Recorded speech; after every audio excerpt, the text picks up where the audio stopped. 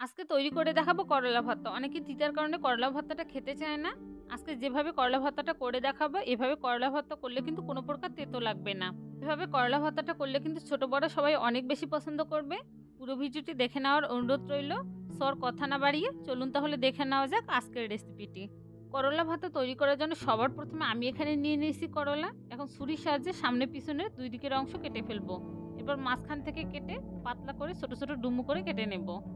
একইভাবে কিন্তু আমি সবগুলো করলাকে কেটে নেব। করলা কাটার সময় একটু চেক করে কাটতে হবে, কারণ করলার ভিতর কিন্তু অনেক বেশি পোকা হয়ে থাকে। সবগুলো করলা কেটে নেওয়া হয়ে গেলে এগুলোকে আমি পানির মধ্যে দিয়ে ভালো করে ধুয়ে পরিষ্কার করে নেব। এখন কড়াইতে দিয়ে দেবো সর্ষের তেল, আর তেল গরম হয়ে গেলে এখানে প্রথমে দিয়ে দেবো শুকনো মরিচ। শুকনো মরিচগুলোকে আমি তেলের মধ্যে ভালো করে ভেজে নেব, আর ভালোভাবে ভেজে নেওয়া হয়ে গেলে এগুলোকে তুলে নেব। শুকনো মরিচগুলো ভেজে নেওয়া হয়ে গেলে এই একই তেলের মধ্যে আমি দিয়ে দেবো রসুনের কোয়া। এখন রসুনের কোয়াগুলোকে আমি ভালোভাবে ভেজে নেব। যখন রসুনের কোয়াগুলো এরকম লালচে কালার হয়ে আসবে, ঠিক ওই পর্যায়ে রসুনের কোয়াগুলোকে তুলে নেব। রসুনের কোয়াগুলো তুলে নেওয়া হয়ে গেলে ওই একই তেলের মধ্যে আমি দিয়ে দিব পেঁয়াজ কুচি। এখন এই পেঁয়াজ কুচিটাকেও নেড়ে চেড়ে ভেজে নেব। পেঁয়াজ কুচিটাকে একবারে কড়া করে ভাজা যাবে না।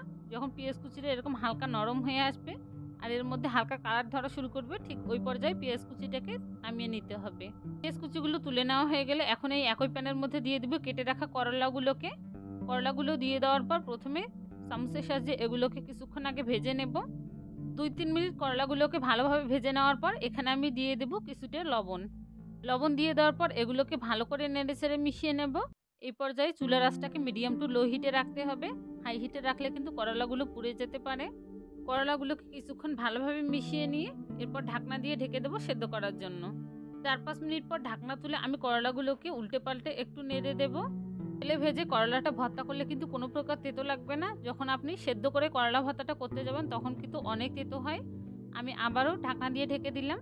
8 মিনিট পর আমি আবারও ঢাকনা তুলে নিলাম। ঢাকনা তুলে আমি এগুলোকে উল্টে পাল্টে আবারও কিছুক্ষণ ভেজে নেব। করলাগুলো কিন্তু খুব সুন্দরভাবে সেদ্ধ হয়ে গেছে। এখন আমি এগুলোকে নামিয়ে নিচ্ছি।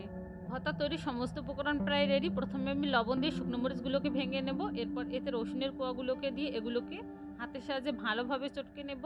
এরপর ভেজে রাখা পেঁয়াজ কুচিগুলোকে দিয়ে সবগুলো উপকরণের সাথে ভালোভাবে মেখে নেব।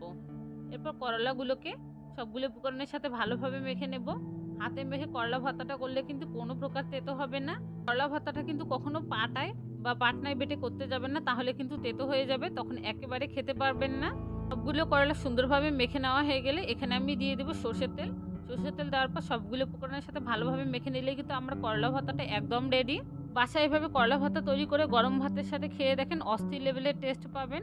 তিতা ছাড়া পারফেক্ট করলা ভর্তা তৈরি করতে চাইলে অবশ্যই আমার রেসিপিটি ফলো করবেন। আশা করছি রেসিপিটি একবার হলে আপনারা বাসায় ট্রাই করবেন। যদি আমার রেসিপিটি বাসায় কখনো ট্রাই করেন অবশ্যই আমাকে কমেন্ট করে জানাবেন। আবারও দেখা হবে অন্য কোনো ভিডিও নিয়ে। আল্লাহ হাফেজ।